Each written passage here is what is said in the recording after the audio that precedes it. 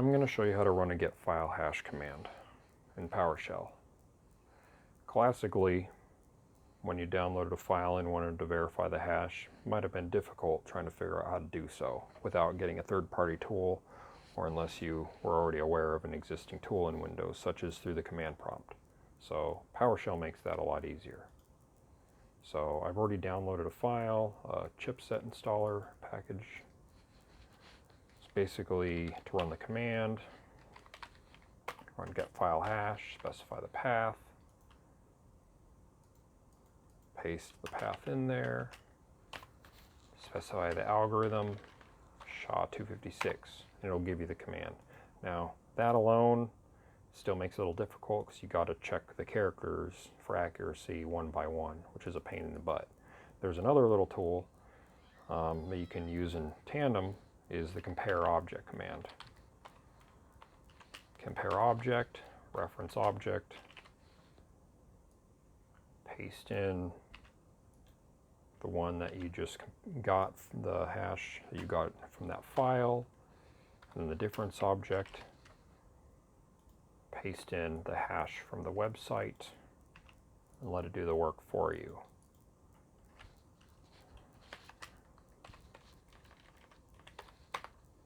And there, it just compared it, did all the work for you, no guesswork, but it's still a little bit difficult because you have to input it all manually every time.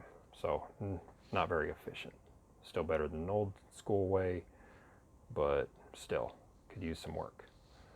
So here I have one where I added a little more automation, where I made a pre-made script, basic, just a basic level one, where all you have to do is input the hash of the file you download, or the file path of the file you downloaded on the fly, and then the hash from the site or from whatever source to compare, and it does the calculation of the hash for that file, and then it compares both the hash from the website or from wherever and the file hash for you.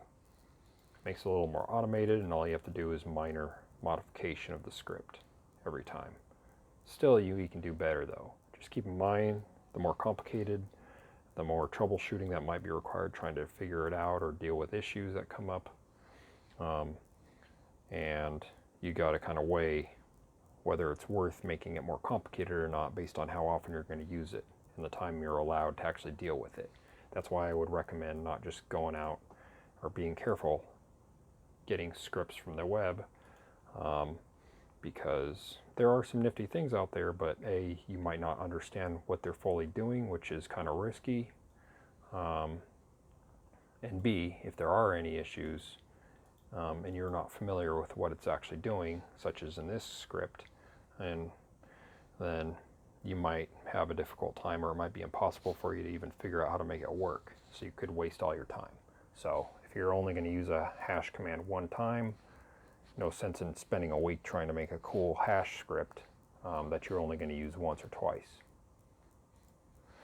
So in this case, I just made a basic one here. Now you can even make it a little more automated, so you don't have to modify the script at all. In this case, you could even turn this into something where you just have them run a PS1 or a script file, and it runs this command and just asks you for some inputs. In this case, I made one that asks for the initial input, it tweaks the actual value, it asks for the algorithm, you input that, and then it asks for the actual hash for comparison from like the website, from this Dell driver site, for instance. And then it runs the compares, it does the hash command, runs the comparison, and then gives you the value and does all the work for you, and you never have to modify the script. So this is about as complicated as I go at work, because I don't have time to go any more complicated, nor do I have a need, because I don't do it that often. But this way, anytime I have to download something, I can verify the hash on the fly without much effort on my part. So let's run this. So it's asking for the source file, copy as path, paste that in there, do SHA-256, and then we'll copy in the hash. And it's done the work for you. So This one you can share around, anybody can run it. You can run it as a user account just fine, and it pretty much does all the work other than pasting in the values or entering the values directly. So you can even tweak this a little more like I did below. So I took that first 3 lines and I even tweaked it, and I basically combined it all into one line. So you can make really simple PowerShell scripts that are much easier to understand for those that don't have time or have the experience, and it just uses basic PowerShell commands, and you can automate your job a bit to make your life a lot easier and more efficient.